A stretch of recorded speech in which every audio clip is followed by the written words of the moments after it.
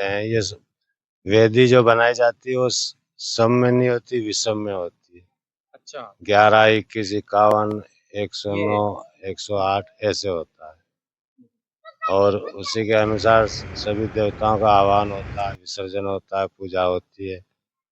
और दो काज, अगर वो फागुन में आ रहे हैं काटू और रास्ते में अगर यज्ञ हो रहा है तो करीब करीब सभी दर्शन लाभ तो लेंगे ही, और अगर कोई रह जाए तो वो आप भाग्यशाली समझो।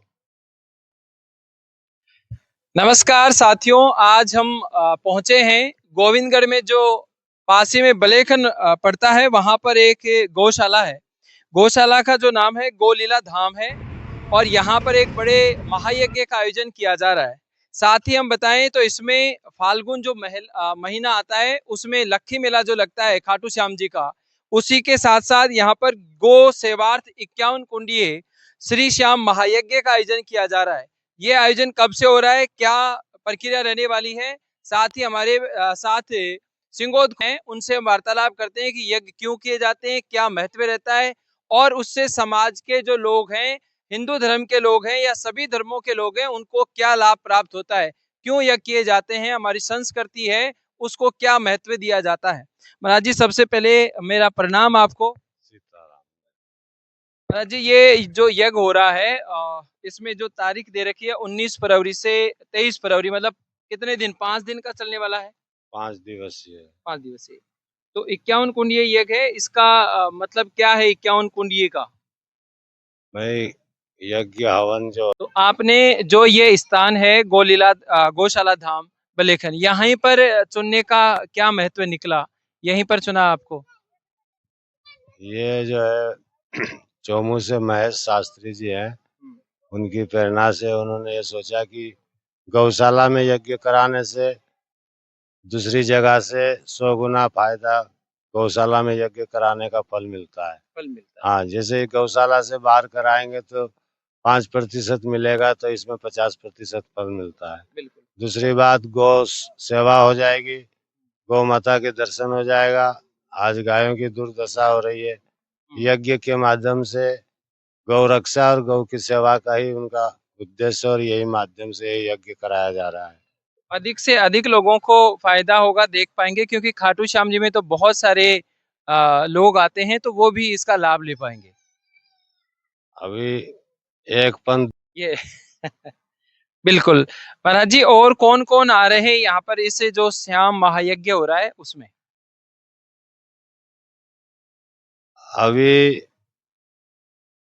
श्री सुंदरपुरी जी महाराज उज्जैन पीठ से हैं, और श्री विनयनाथ जी महाराज शेरनाथ आश्रम रोणकसर शेखावाटी, और परम सानिध्य में श्री कैलाश नाथ जी महाराज शेरनाथ आश्रम रोणकसर शेखावाटी। और अपना है, ये अपना क्या हाँ, बोलना है। बिल्कुल। अच्छा, ये यज्ञ कराने से अपनी संस्कृति के लोगों को और उनको क्या महत्व रहता है यज्ञ कराने से? दैविक वैदिक भौतिक तापा राम राज काहू नहीं व्यापा। यज्ञ कराने से आपदा विपदा, जैसे आपातकालीन, जैसे कोई मान लो गड़ा पड़ गया पानी, जैसे मान लो दर सूख गया, या कोई बस्ती पर आपदा विपदा आने की होती है, तो यज्ञ करने से देवता प्रसन्न होते हैं, और वो देवता उसकी रक्षा करते हैं। रक्षा करते हैं। हाँ, हर ग्राम की, हर देश की, हर प्रांत की, पूरे भारत की। भगवान छोटे छोटे रूप में, छोटे छोटे कण में हर जगह है। हर जगह व्याप्त है। हाँ, तो जब हम देवता की पूजा करते हैं तो देवता प्रसन्न होते हैं, और वो हम हमारे सब पे, हमारी बस्ती पे, हमारे देश पे कृपा बरसाते हैं। कृपा बरसात। हाँ। और अजी, एक मैं ये भी सुनता हूँ कि अपने सिंगोद कला और आसपास के जो गांव हैं, इलाके हैं, उनमें ओले नहीं गिरे। तो उसका वास्तव में ये महत्व है या एक काल्पनिक बातें हैं, या सुनने को ही मिल रही है? किंवदंती है कि मैं पिछले सालों से देख रहा हूँ, उस पे आप क्या कहेंगे? देखो, अपने मुंह अपनी बड़ाई करना अच्छी बात नहीं। आप भी उसी सिंगोद कला के, और आप भी उसी आश्रम से जुड़े हुए हो। इसके बारे में तो आप स्वयं ही बताओ कि क्या प्रत्यक्ष है और क्या अप्रत्यक्ष है। बिल्कुल। ये आप स्वयं अपने मुंह से, आप पत्रकार, आप स्वयं ही उसका जो है वृतांत दीजिए। बिल्कुल। ग्रामवासी और बताएंगे इस बारे में तो। यहाँ पर हम जब यज्ञ करते हैं तो ये 5 दिन का यज्ञ रहना है। कोई विशेष प्रक्रिया रहेगी इसमें? जो यज्ञ जोड़े बैठेंगे उनको लिए क्या संदेश दोगे और ग्रामवासियों को आप क्या कहोगे? इसमें सब लिखा है ना। भाई यज्ञ में जो भी यजमान आएंगे अपनी श्रद्धा से जो भी करेंगे वो उनको इच्छा है। बाकी जो भी पूजा की सामग्री वगैरह जो भी उनको चाहिए, आसन वासन वगैरह, जो सब यहाँ ही मिलेगा। यही और हाँ, और डेली हवन होगा, उसमें डेली पूजन होगा। और श्रद्धा से आगे की व्यवस्था आचार्य जी की है। वो एक दिन में कितने जोड़े बिठाते हैं या 5 दिन के एक ही जोड़ा बिठाते हैं। अभी ये कल जल यात्रा है उनकी 19 तारीख को सब वो बैठ के और सब विचार करके फिर आपको जरूर बताएंगे। यहाँ के आसपास लोगों को आप क्या संदेश दोगे आने के लिए या फिर यज्ञ में भाग लेने के लिए, कलश यात्रा में भाग लेने के लिए? भाई सभी से ये अनुग्रह है कि सभी पधारे और धार्मिक आयोजन की शोभा बढ़ावे। और यज्ञ हवन पूजन जब अगर मंदिर मठ है तो वो सबका है और सबका आना अनिवार्य है और सभी पधारे और इस यज्ञ की शोभा बढ़ावे। बिल्कुल। बिल्कुल महाराज जी।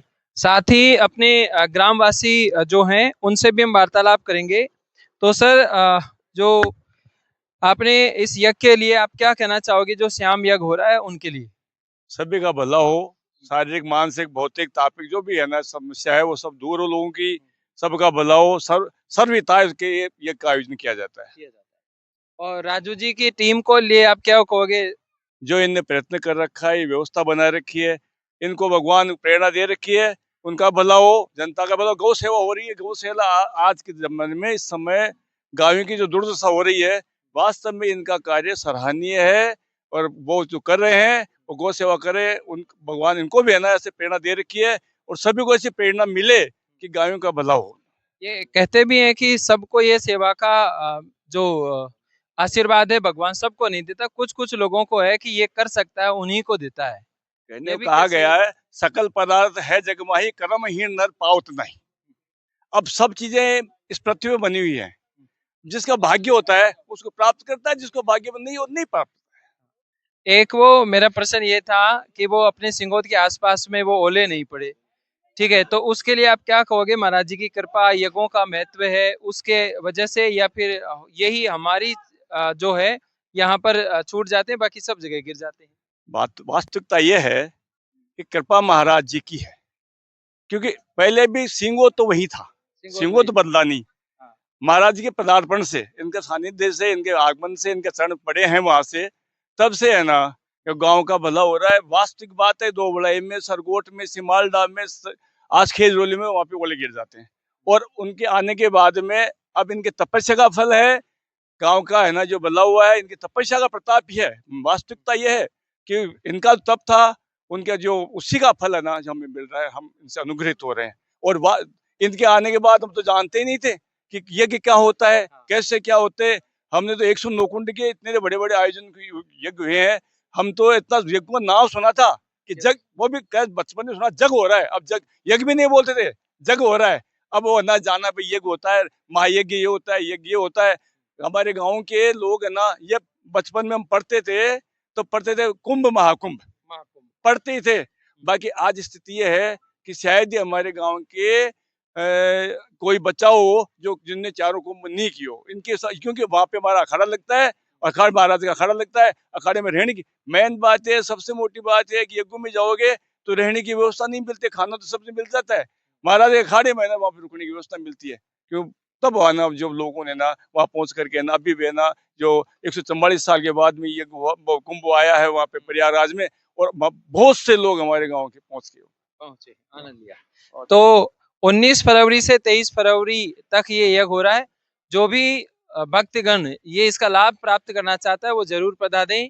धन्यवाद। ऐसी अपडेट पाने के लिए हमारे चैनल को लाइक शेयर सब्सक्राइब करें। धन्यवाद।